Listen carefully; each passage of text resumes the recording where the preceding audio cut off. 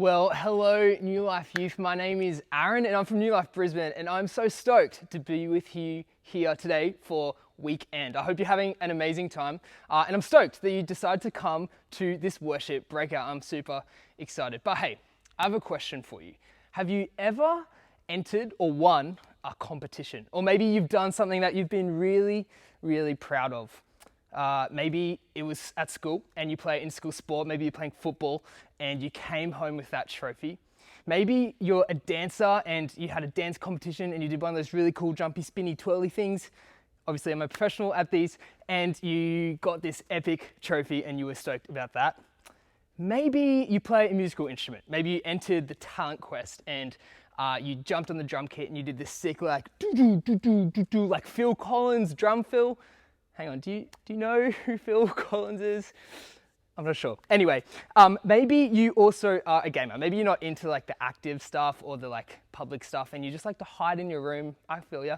And you're a gamer and you completed this really tricky, hard level and you got to the end and it felt really good. See, I don't know about you, but when I do those things, I want people to know. I want them to know how much work I put in. I want them to know how much effort I put in. I want them to see, if I'm honest, how good I am. I want them to maybe give me a little bit of praise.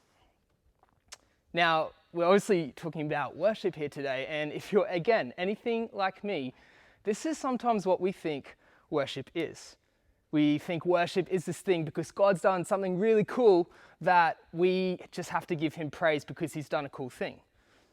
Now, although there's an element of truth to that, my question then becomes, but what happens when God hasn't done something cool? Or maybe for me, like there's moments in my life where I'm like, God, where are you? Like I actually don't feel like you're doing anything cool at the moment. I don't feel like you're doing anything good. God, why would I worship you? New Life Youth, actually be really honest with you, I've had to ask this question myself recently. My mum is going through breast cancer at the moment, and I've had to ask myself, why would I worship God? I am the only one in my family, out of my brothers, that still believe in God. And so then I face this question, why would I worship God when this is the case? There's some people in my life that call themselves Christians, and they've actually done some really hurtful things to people and to someone that I love. And why would I worship God when that happens? Why worship? What is worship? Is worship just an event? Is it just singing in a moment? Or is worship just those moments where we're meant to be still and silent? Is worship just something that we do on a Friday night, after the games or before someone comes up to speak? Or is worship something that we just have to do when we're singing or playing music? Do we have to qualify for music, for worship? Do we have to have a really good week so God might hear us when we sing or when we do something worshipful? Or is there actually a right way to worship? Do we have to lift our hands at a certain point of the song, or do we have to start crying, or do we have to feel something? What is worship? Why do we worship? There's this passage in Matthew's Gospels, and the Pharisees come to Jesus. And in my head, I imagine it a little bit like when your siblings maybe haven't done something that your mum's asked you to do. Like, when you've been asked to clean your room and you see your brother hasn't done. You're like, Mom, Jason hasn't cleaned his room. This is kind of what I see happening in the scriptures. The Pharisees, they come to Jesus and they're like, Jesus, your disciples are not worshiping you like we think they should. They're not following the tradition. They're not following the law. This is like, what the heck is happening here? And then Jesus comes and he quotes Isaiah, so one of the prophets from the Old Testament, and he says this really powerful thing. It's like a mic drop moment. And he says, in Matthew 15, verse 8, he says, these people honor me with their lips, but their heart is far from me. They worship me in vain, and their teachings are merely human rules. See, what Jesus is getting at here is worship is not simply singing at the right time. It's not just following a certain set of rules. No, worship is the position of our hearts. I'll say that again. Worship is the position of our hearts. See, all true worship in essence is the matter of the heart. It's more, but it's not less. And this is big because this means we can have right actions, we can do right things, but we can still have wrong worship because it's an essence of the heart. John Piper, this really nerdy but cool Bible dude, says this really cool thing. He says, the inner essence of worship is to know God truly and then respond from the heart to that knowledge by valuing God, treasuring God, enjoying God, and being satisfied with God above all earthly things. That deep, restful, joyful satisfaction in God overflows into praise from the lips and the acts of love in serving others for the sake of Christ. What is worship? Why worship? Have you ever fallen in love? Maybe it's someone sitting next to you. Maybe there's someone in your class that you have this like 5%er on. You know, when you don't like someone, but if you had to like someone, it would be this person. Or maybe it's a friend, maybe it's a family member. But if you're anything like me, when you love someone, you would do almost anything for them. Like you'd send them Uber Eats if they're up late studying. You'd drive over half an hour to see them on the road because that's how much you love them. You would spend all your time and all your money on them, not because they expect it, not because they've asked for it, but because that's just how much you love them. And it's this idea that Jesus is kind of talking about and what I think he conveys here. And it's that worship requires connection. You see, this is, again, what Jesus is saying. True worship is valuing or treasuring God above all things. And it's when we do that, we can't help but sing. We can't help but do good things for other people because that's just how much we love him. And it's because of our connection. It's because of our relationship and the posture of our hearts that we might choose to worship him.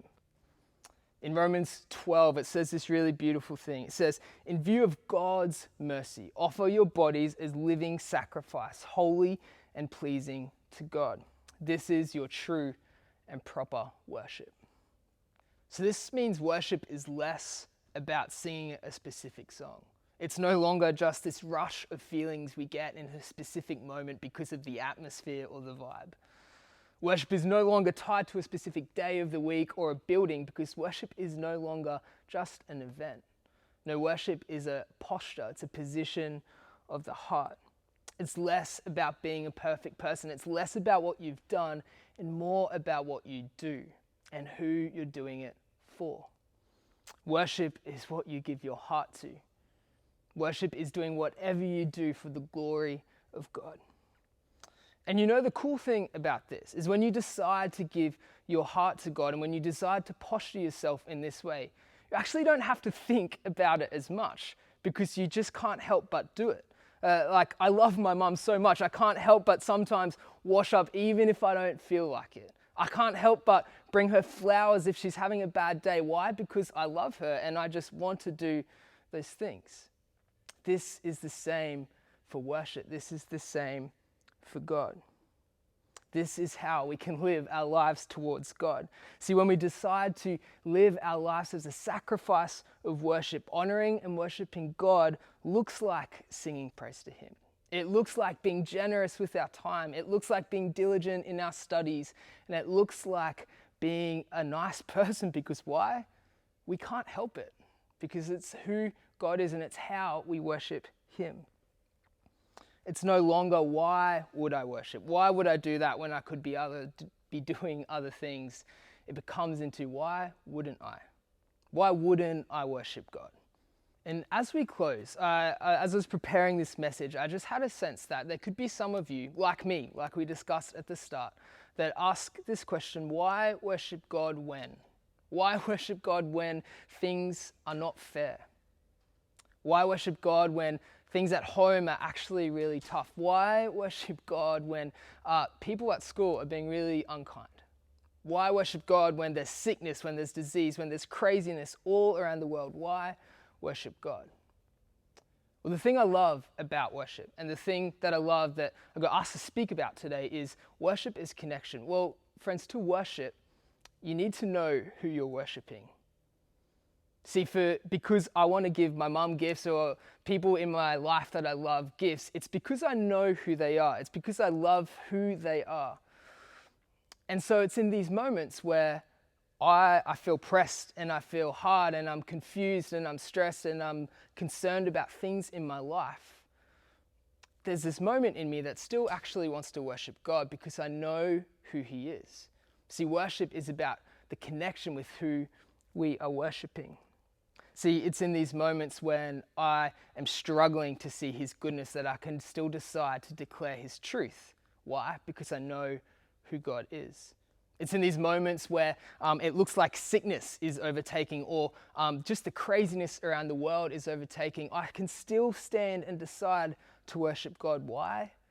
Because I know who God is. I can prophesy His truth in those situations. It's those moments where I feel like I'm alone and I actually don't know who I am because of the circumstance that I am or the way that people have been speaking to me.